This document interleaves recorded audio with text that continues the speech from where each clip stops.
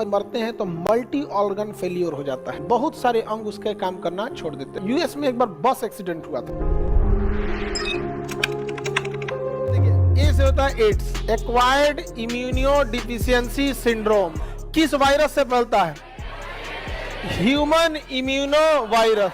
जांच कैसे होता है? Enzyme link immune solvent assay, ELISA, enzyme link immune solvent assay. आप बताइए, इसमें हमारी डब्ल्यूबीसी की कौन सी कोशिका प्रभावित होती है? डब्ल्यूबीसी की टी सेल। और हमें रोग प्रतिरोधक क्षमता खत्म हो जाती है, हमारे शरीर की प्रतिरोधक क्षमता खत्म हो जाती है, प्रतिरोधक क्षमता समाप्त हो जाती है, हम किसी दूसरी बीमारी से नहीं लड़ पाते।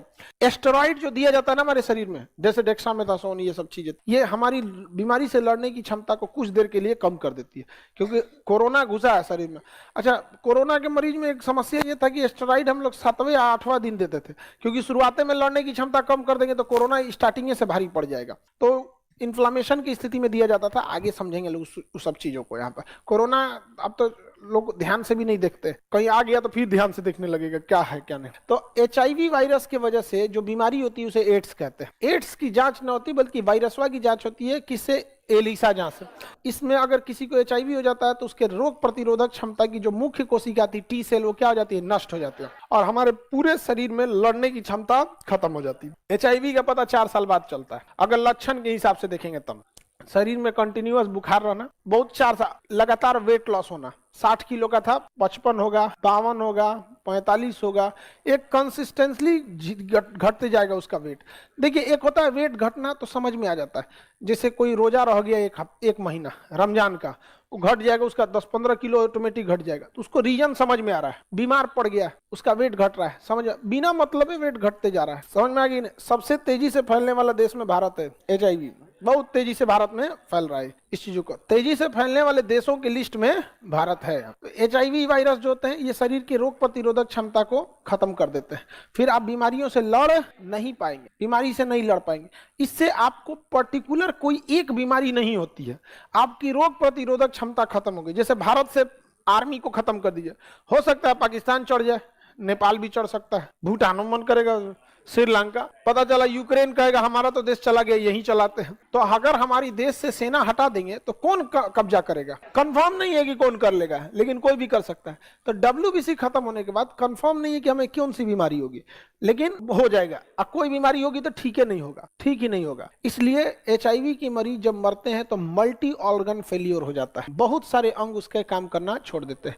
लीवर में इंफेक्शन हो रहा है, वो ठीक ही नहीं होगा, धीरे धीरे धीरे लीवर खत्म होना चालू करेगा, किडनी खत्म होना। तो ये 8-10 साल के अंदर अंदर क्या हो जाते हैं? निपट जाते हैं। 4 साल बाद तो इसका, 3 साल 4 साल बाद तो इसके लक्षण पता होते हैं। अभी तक इसका कोई इलाज नहीं है, ना ही इसकी वैक्सीन है, ना ही इसकी दवा है। यह वायरस बहुत ही खतरनाक वायरस है। यहाँ पर इस वायरस को जिंदा रहने के लिए, हर वायरस को जिंदा रखने के लिए कुछ ना कुछ क्या चाहिए? वातावरण चाहिए। जैसे कोरोना पेट में गया तो मर जाएगा, अगर कोरोना पेट में गया ना मर जाएगा, HCl मार के तबाह कर देगा। यहाँ पे तो सबको अलग अलग जगह चाहिए रहने के लिए वातावरण। जैसे मलेरिया वाले को एस्पिरिन चाहिए, यहाँ उसी तरह से इसको ब्लड चाहिए। ये जिंदा रहेगा कहाँ पे? ब्लड। इसके अलावे ये फीमेल के ओवम में भी जिंदा रह सकता है, मेल के स्पर्म में भी जिंदा रह सकता है। तो यानी ब्लड एंड गैमेट, हम ये बोल सकते हैं ब्लड में क्या हो सकता है? जिंदा रह सकता है, और प्लस में गैमेट में जिंदा रह सकता है। गैमेट 2 टाइप का होता है, मेल गैमेट और फीमेल गैमेट। मेल गैमेट में कौन आता है? स्पर्म। फीमेल गैमेट में ओवम रहता है। ये दोनों में जिंदा रह सकता है। इसका मतलब यही 2 रास्ते हैं जिसके थ्रू ये फैल सकता है। अगर किसी व्यक्ति को HIV है तो ही वो दूसरे को HIV दे सकता है, अदरवाइज में वो HIV नहीं दे सकता। ओवम और स्पर्म से एक और खराब बीमारी होती है, आपको बैक्टीरियल में हम आपको पता है, सिफिलिस और गोनोरिया। सिफिलिस और गोनोरिया, वो उसे हम बताए भी थे आपको, उसे छोटा HIV कहा जाता है वहां पर, सिफिलिस और गोनोरिया को। लेकिन अगर किसी व्यक्ति को HIV है उससे आप ब्लड ट्रांसप्लांट करके ले लेंगे, उसका ब्लड चढ़ा लेंगे तो फ्री में देके चल गया आप। इसलिए एचआईवी की जांच हो जाती है, ब्लड ट्रांसप्लांट करने से पहले एचआईवी की जांच करना कंपलसरी हो जाता है।